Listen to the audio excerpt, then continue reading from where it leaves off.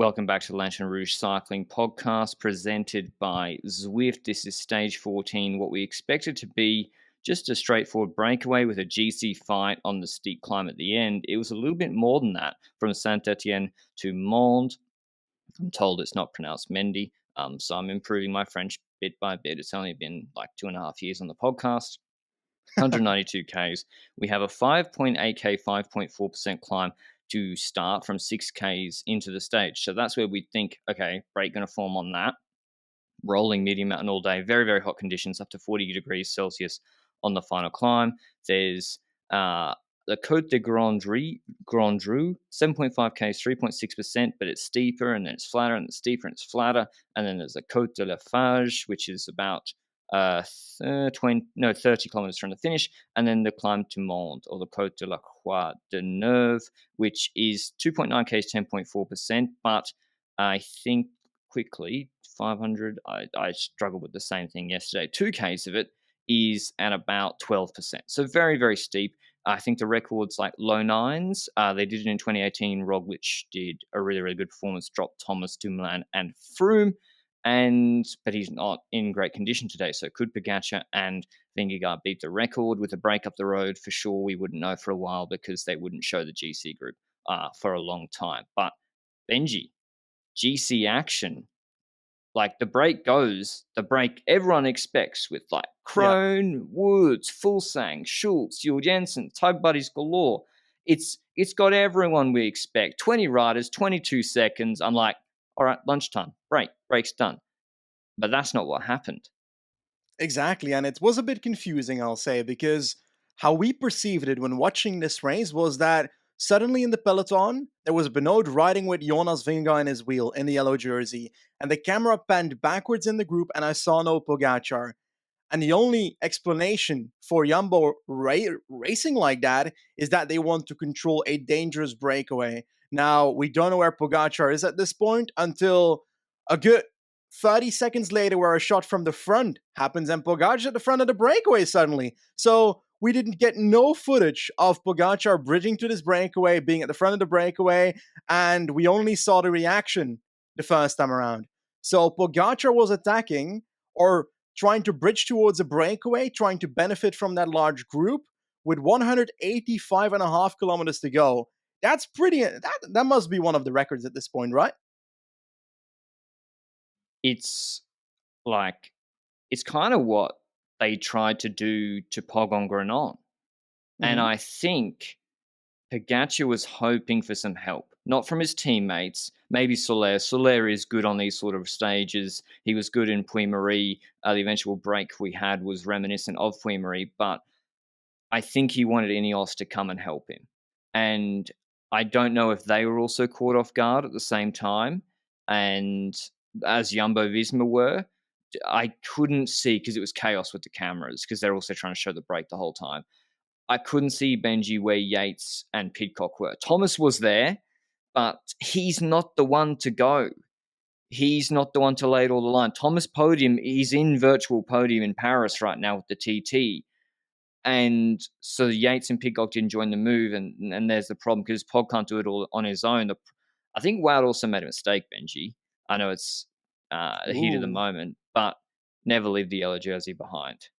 I know it actually, he went with Pogačar, and it did disrupt the flow of that group. And Pogačar had a satellite rider ahead waiting, Bettiol. But Jonas had to do a huge bridge himself on the climb and close it. He did. So, I mean, small heat of the moment things, but I think on balance, it's more helpful to bring Jonas back in the wheels because it's 180 pace to go. Exactly. It's not that Pogačar needs to be closed down immediately by Wout van Aert, for example, with Vingegaard closing it down himself behind. Like, that's just a bit too much when it comes to that. Now, what I found intriguing was that Jonas closes basically that group. We see the other riders slowly but surely come back, and that forms another, like, large group again. Yeah, the peloton was smaller than it initially was, but we've got a peloton again, basically. So new attacks start forming, and we see Pogačar, Jonas, and Wout, all three dropping off the back of the breakaway again, like of the group that is forming, that is trying to ride away again. And Pogačar goes again on the right side of the road. So we've got a second move there. Jonas responds, Wout responds a bit late and then gets to the wheel of Jonas and sticks there again, because if Wout can stay there, then Pogacar's attacks are less effective. I also don't really know if, let's say that Pogacar attacks there, like, where is he going to go with that breakaway? That breakaway will get him pretty far, but it's a pretty risky move if you think about it.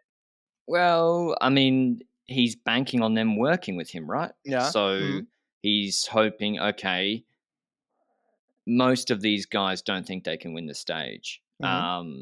So, okay, maybe like Fulsang and Woods won't be happy I'm in here, but like, I don't know, pick a ruler. There weren't too many actually, to be honest. But like, yeah, maybe you're right. People wouldn't work with him. And then Jumbo have to chase all day, but without teammates in it, I don't know. I think he was trying to induce a mistake. I think he was trying to get someone like a Vlasov and Bora have strong teammates who can get in that break, or Ineos to join him. Didn't end up happening, but it was an exciting start to the stage. And if this action over the last 2 weeks hasn't been enough for you and the Giro Rosa and you're crying out for more racing, the Tour de France Femme avec Zwift kicks off on Sunday, the 24th of July, back-to-back with the men's race, actually in advance of it. That afternoon, the men's race always finishes incredibly late on stage 21. And Zwift and ourselves are calling on all cycling fans to watch the FAM.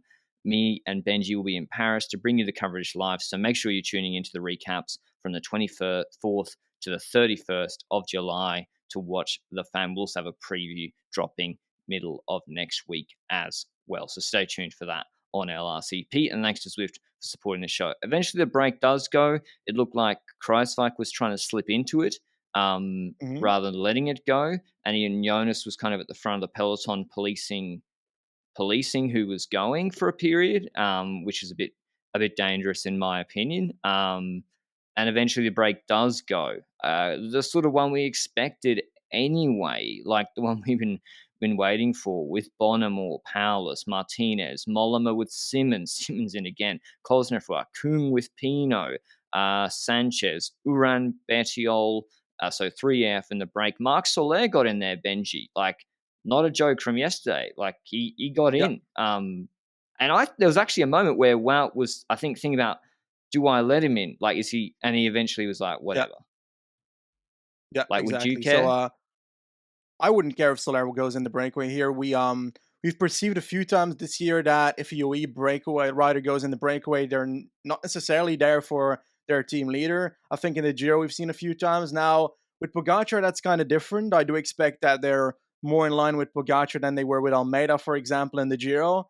But I was still expecting this to be solely for the stage and not for an attack somewhere from far out. Because yes, the attacks at 185 kilometers does happen, but I didn't really see potential for Pogacar to launch with 60, 70k to go, 50k to go in this stage. So it all had to come down towards Mende, for example.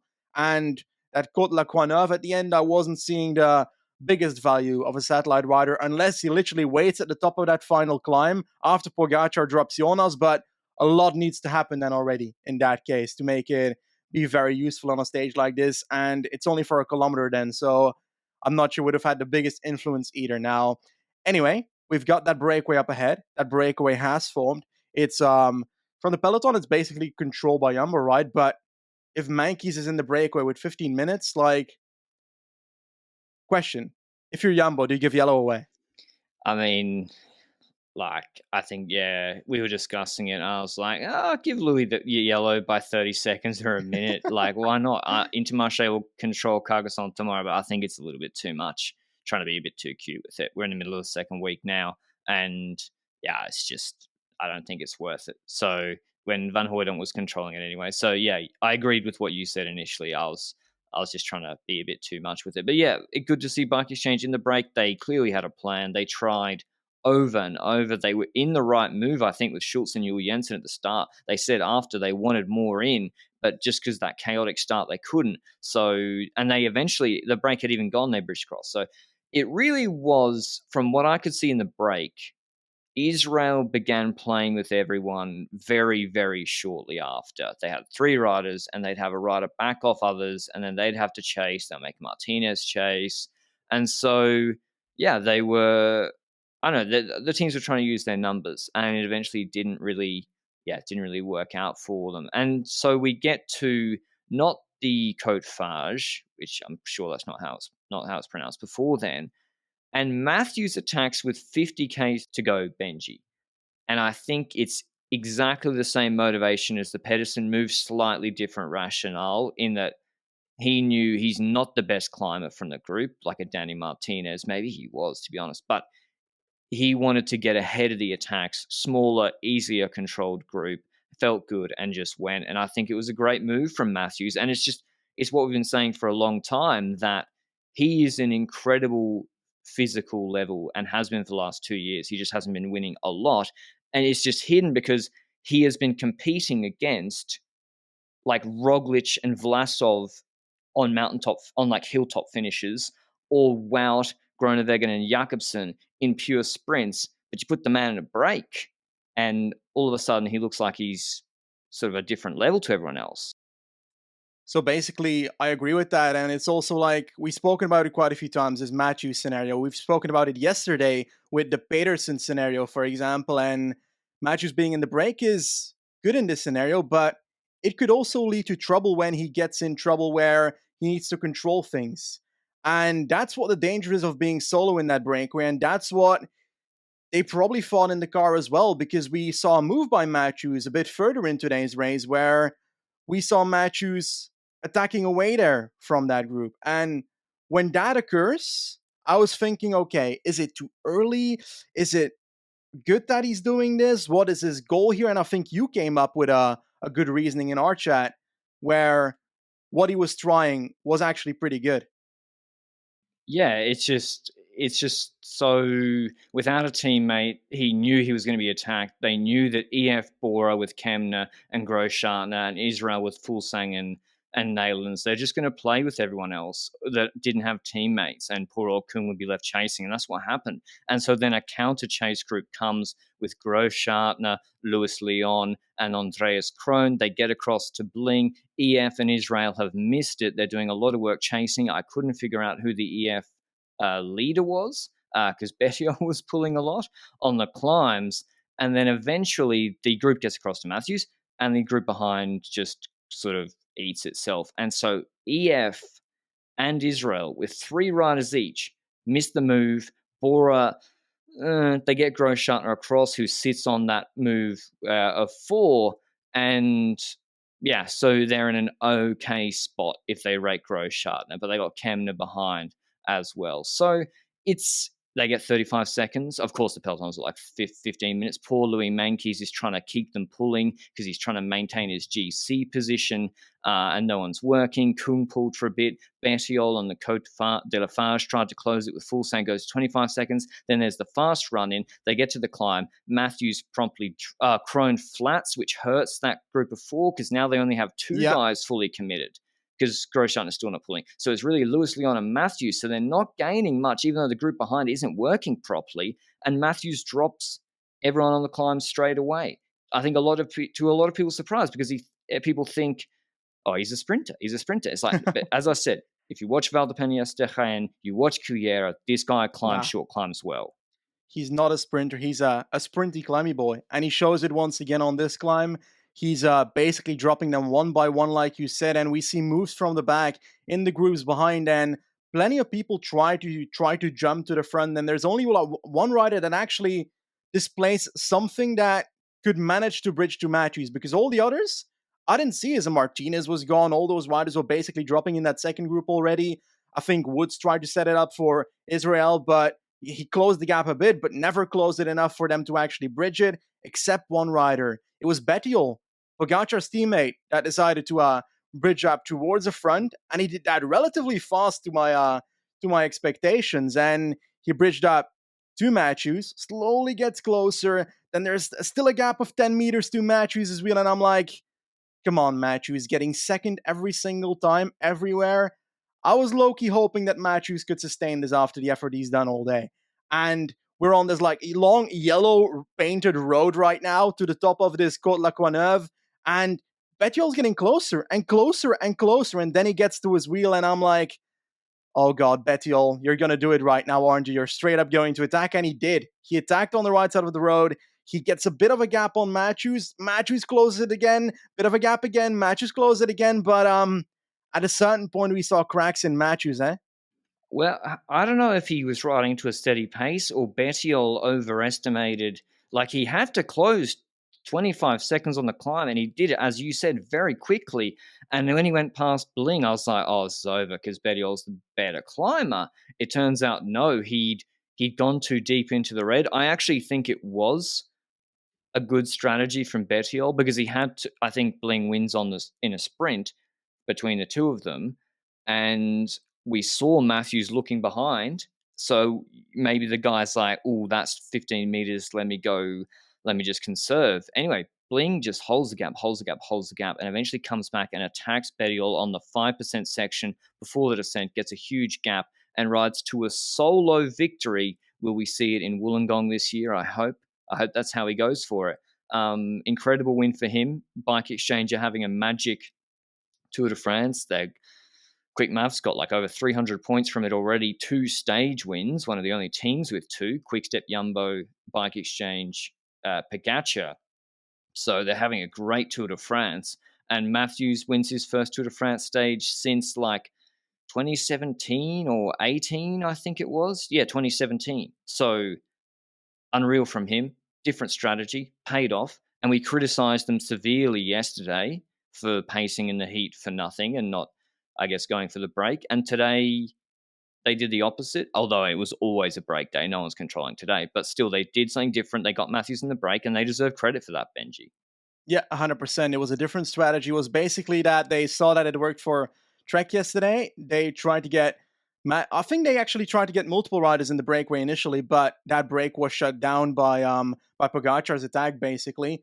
And then Matthews was one of the last to bridge to the breakaway of today. So if he didn't have that last bridge in him, if they didn't get Matthews across, then they would have, again, stepped just next to the victory here. And when it comes to a team that is also not getting the fruits of their labor today. When it comes to Lotto with Kroon, for example, do you think that, let's say Kroon is in that group with Matthews, do you think it changes the scenario where Matthews might not even get caught by Bettiol on the climb? I was thinking, how much like does an extra guy help? 5 seconds, 6 seconds, sort of region. But then does Crone? I don't know where he actually finished, and it's hard to know because he actually he had the flat and then had to come back. He didn't finish. Where did he go? He didn't finish that well on the climb. So yeah, I think it hurt him, and I don't think Crone would have beaten him. So yeah, I think the gap could have been even bigger. Pinot attacks the group behind, but Bettiol takes second. Pinot third. Kuhn worked pretty hard for him. Soler fourth, Conrad fifth, Fulsang sixth, Groschartner seventh, Kemner eighth, Geschke ninth, Menkes 10th, Martinez. I thought Martinez was foxing everybody. It was going to be in Puy-Marie all over. Like, listen, Puy-Marie had Paulus, Soler, Martinez, Kemner. It had so many of these names, and they're back in this very similar finish. So, but he actually wasn't on good shape. So I thought he might have been bluffing. He wasn't. He just wasn't on great shape. Back in the GC group, we didn't see them start the climb properly because we had to show like 7th come across the line 10 minutes later or a minute later. But very simple. Cruise pacing, steady pace. McNulty takes it up. Sepp goes into his wheel. I was like, oh, maybe you can let his wheel go. Like, Pogacar's not on the wheel. McNulty paces. Sepp goes. Micah takes it up with Pogacar, and then Pogacar attacks with Jonas in the wheel. And literally just, I think it's hard to see on these gradients with the front on shot.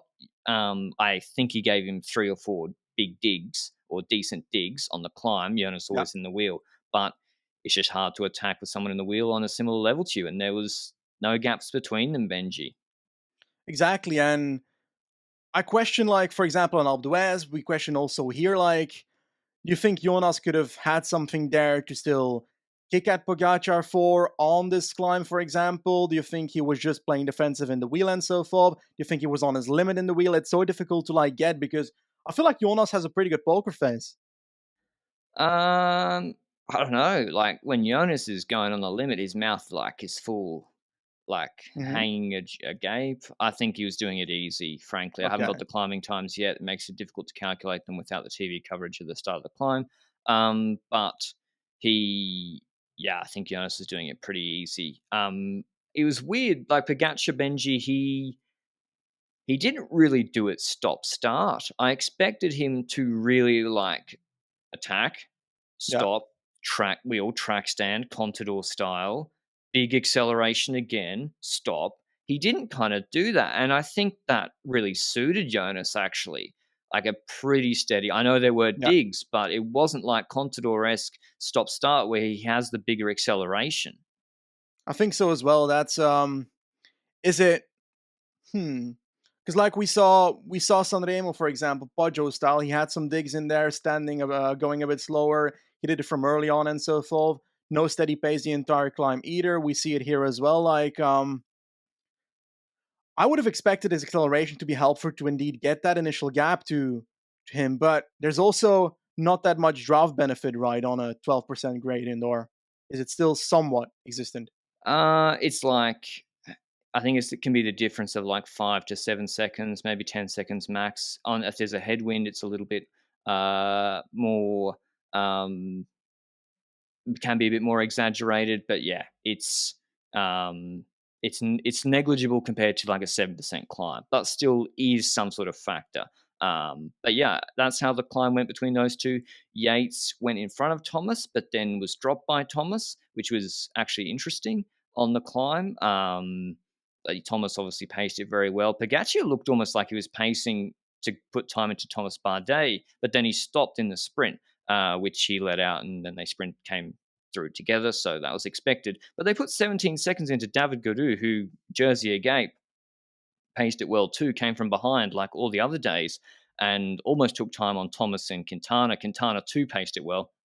Yates seemingly not. He lost 5 seconds to the Thomas Gaudu group and 22 seconds to Pogacar, Vingegaard, Vlasov, Bardet lose time, as well as Mas, Pidcock lose a fair bit of time, a minute 10. Let me see if there were GC. And Menkes moves up into 7th from 13th because the breakaway. And no one else really. Thomas just extends his gap on Bardet, which he already had provisionally because of the TT, and Yates just loses more time in 5th on 4:06. So really nothing. There wasn't anything big on GC today, Benji. It played out as we expected, and yeah, it's Jonas and Pogacar very close, and I think Pogacar is going to struggle to take like a minute plus on him. I think it's also going to be difficult, but he's shown that he's got the willpower to do it by attacking with 185 kilometers to go in this stage. So he certainly has the fire to try it, and that's what I love about Pogacar. That you never know that he's out of the race, and he still gained time on his other competitors for the second place in GC, for example, which he probably doesn't care as much about. But I feel like it shows that despite him having his Granon moment, for example, where all these climbers started passing him, he's still the second best rider in GC right now. And in my opinion, I still see him as the best stage racer in this entire race, personally, even with Jonas being first. That's a questionable thing now with the gap being 2 minutes 22, but that's my personal opinion. Um, I don't know. I feel like I still expect something to happen. Come on, Pogi. I believe in a fierce third week in general. He'll need McNulty and Micah and Soler to really, really be on. And if they Yeah, can catch Jumbo on a bad day or by surprise, then maybe yeah he can fight back. But tomorrow's stage from Rodez to Carcassonne, it's going to be hot again. And then they're going to go rest day on Monday, then Carcassonne to Foix, which is very, very similar to stage 9 of the 2020 Tour de France, the final climb. But we'll get to that in the rest day podcast. But tomorrow, again, it looks like a Magnus Court day. There's just medium mountain rolling climbs all day. Maybe Pogacar tries again at the start. Like there are climbs in the start. They're shallow though. I don't really see it. He'd need teammates ahead or a break willing to work with him. The longest climb is the Côte des Camaz, 5.5 k's, 4%, which is about 50 k's to go in this 202k stage. So it's just a long one, and then a up and down descent before about 13 kilometers of flat. And I think it's a little uphill drag finish, Pedersen style. So I'd like to see all the people that have won stages in this break, Benji. Pedersen, Matthews, yeah. and Court. And it would be a really good showdown between all those guys. I think so as well. This would be kind of stage where you see that. unlike today, I feel like tomorrow would also be a breakaway where I see Kung, a peak Kung in that breakaway, but he seems to be less informed than a month ago. Seems like he's not doing that great compared to a month ago in the Dauphiné days, for example, when it comes to his climbing and so forth. Quickstep has to do something, eh? Like, whether it's a Seneschal or an Honoré Baggioli and or Honoré. Bajol, they all need to be up there. Like, even a Lampard is a good tug buddy for whoever they put in the breakaway there. So I feel like there's value there. When it comes to Alpecin, I don't know what they can do. A Dullier, something like that. Will they? Is there anyone who you think will control this stage or attempt to? Because it's gonna be too hard to do that, right? Surely Bike Exchange compare yesterday and today and go for the Yeah, break strategy, right? yeah. Like Schultz or Matthews again. those, or both with Grundle Janssen or Jul Jensen, sorry, is who I meant, in this break with them would be really, really good. So, yeah, I think that's how they should go with it. Trek know they can't control it. They'll want to get in the break with Simmons, Mollema, Pedersen. So it should be a break again. Fred Wright, don't be surprised to see him. There's a longer climb, though, to get separation, other climbs to go with it. Who do you like? Who do I like? Oof, that's a very good question. Um, who do I like for this stage? Is it time to free Connor Swift, Arkea, or not? I think they've tried with Louvel in a breakaway or Oh, something, they or did tried with to get Louvel Lavelle, in a yeah. breakaway at some point. So I think that perhaps the Swift might be able to have a chance on a stage like this. And Israel with Clark might be again a thing that they try. I don't know. I'd like to see Quinn Simmons for the 17th time in a breakaway, most likely. He can't win. He did a lead out into Yeah. the base of the climb today with no teammates in the group and then instantly dropped. I couldn't stop laughing. It was the highlight of the Yeah. stage. I was like, Quinn, maybe just like, fuck it. I'll go on TV and I'm going to drop, whatever. I mean, Yeah, perhaps. yeah. It's possible, eh? But it's a difficult one. I don't Christophe actually Laporte. know. I don't think Jumbo will put a rider in the breakaway tomorrow, will they? I'm looking. I mean, Pedersen, he seems to be heat resistant now, and he was so strong the other day. I want to go Yeah. for another one. Like, I'm going with Mads Pedersen again. No, it's too hilly. I'm going with Krone. Okay, you're going with Krohn after the bad day today. They're gonna Yeah, have a good day tomorrow. good legs, but bad luck. Okay, good legs, bad luck. I believe in that take. I dare to believe in that take. And I'm going to go with I'm going to go with Thomas. I haven't seen him since the day I picked him. Like, Nah, he you doesn't seem all right you anymore. It cursed seems him. like he just mentally gave up after a few days ago, ever since I picked him. But I'm going to go with Luka Mezgec in the break. Not bad. Yeah, we'll see Bike Exchange trying again, I think, Never know. tomorrow. Should be a breakaway stage. I don't really see any teams controlling it. Hopefully, it's an easy day for the riders and very, very hot conditions. Kind of feeling for them now before their rest day on Monday. But that's all from us. Thanks for listening to the podcast and supporting us. Thanks to Zwift for supporting the show, and we'll see you with the recap tomorrow. Ciao.